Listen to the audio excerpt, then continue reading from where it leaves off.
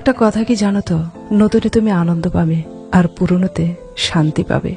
ভুল মানুষটা ছেড়ে গেলেই সঠিক মানুষটা জীবনে আসে। নারীর অভিমান বুঝলে ভালোবাসা বাড়ে, না বুঝলে দূরত্ব বাড়ে।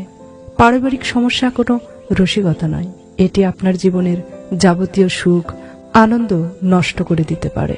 ফ্যামিলি প্রবলেম যাদের আছে তারাই বুঝে কষ্ট কাকে বলে।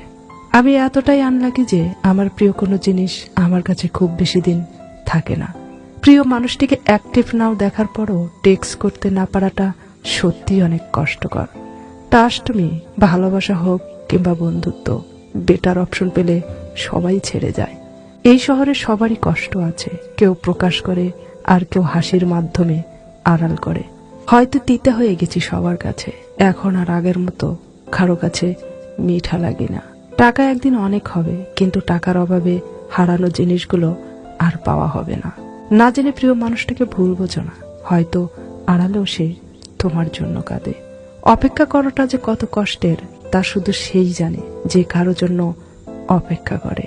হাসির পেছনে লুকিয়ে থাকা কান্নার দাম কেবল সৃষ্টিকর্তা ছাড়া কেউ বোঝে না।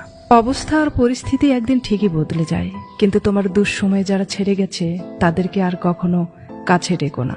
কিছু মানুষ আমাদের হয় না, তবুও তারা থেকে যায় মনের কোণে, যেন ভুল করে ফেলে আসা নিজের কিছু।